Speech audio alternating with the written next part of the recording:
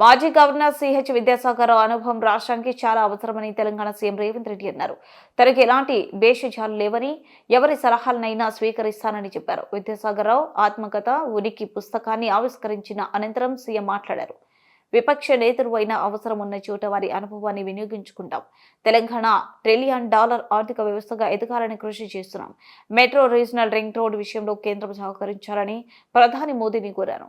కేంద్రం సహకరిస్తేనే రాష్ట్రాల అభివృద్ధి పరిపూర్ణమవుతుంది. హైదరాబాద్ మెట్రోకు అనుమతులు తెచ్చుకోవాల్సిన అవసరం ఉంది. ఒకప్పుడు 2వ స్థానంలో ఉన్న హైదరాబాద్ మెట్రో నేడు 9వ స్థానానికి పడిపోయింది. రాష్ట్ర ప్రయోజనాల విషయంలో కొన్ని రాష్ట్రాల్లో అన్ని పార్టీలు కలిసి పోరాడుతున్నాయి.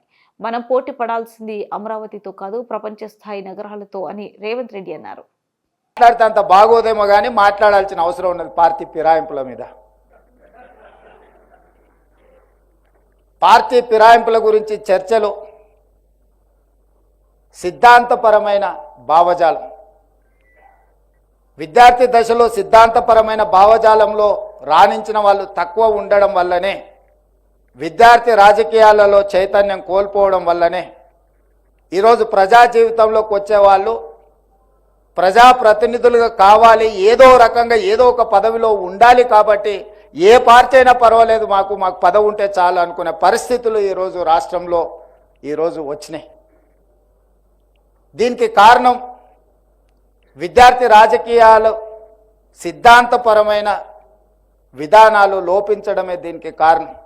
విద్యార్థి రాజకీయాలలో సిద్ధాంతపరంగా రాణించిన వాళ్ళు ఉంటే, అధికారం వచ్చినా రాకపోయినా నమ్మిన సిద్ధాంతం కోసం దశాబ్దాల కాలం పాటు ఆ సిద్ధాంతం కోసం పనిచేసిన వాళ్ళు, జీవితాలను త్యాగం చేసిన వాళ్ళు ఎంతోమంది కనిపిస్తారు.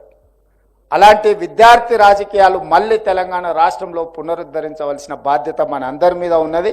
ముఖ్యంగా వేదిక మీద ఉన్న పెద్దలందరూ మనందరం కూడా ఒక స్ఫూర్తిని ఇవ్వాల్సిన అవసరం ఉన్నది. మనందరం కూడా ఈ విద్యార్థి రాజకీయాలను ప్రోత్సహించాల్సిన అవసరం ఉన్నది. లేకపోతే చైతన్యం కోల్పోయి రాష్ట్ర అభివృద్ధిలో ఈరోజు మనం వెనుకబడే పరిస్థితి వస్తుంది. వీరు రచించిన వారి ఆలోచన, వారి అనుభవాలు రాబోయే విద్యార్థి రాజకీయాలలో ఎవరైతే రాణించాలనుకుంటారో వాళ్ళందరూ కూడా చదవాల్సిన అవసరం ఉన్నది.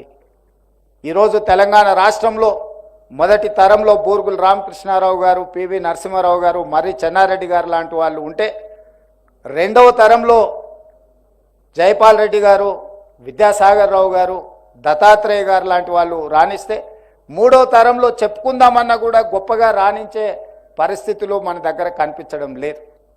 వారు అన్నట్టుగా శాసనసభలో ప్రతిపక్షము, పాలకపక్షము, ట్రెజరీ బెంచెస్, అపోజిషన్ బెంచెస్, గతంలో ట్రెజరీ బెంచెస్ వైపు నుంచి ఎప్పుడు ముఖ్యమంత్రి గారు మాట్లాడాలనుకున్న స్పీకర్ గారు మైక్ ఇచ్చేవాళ్ళు. సహజంగా ముఖ్యమంత్రి గారు కాబట్టి మైక్ ఇస్తారని ఒక భావన. కానీ ప్రధాన ప్రతిపక్ష నాయకుడికి కూడా ఎప్పుడు ఏలు చూపించినా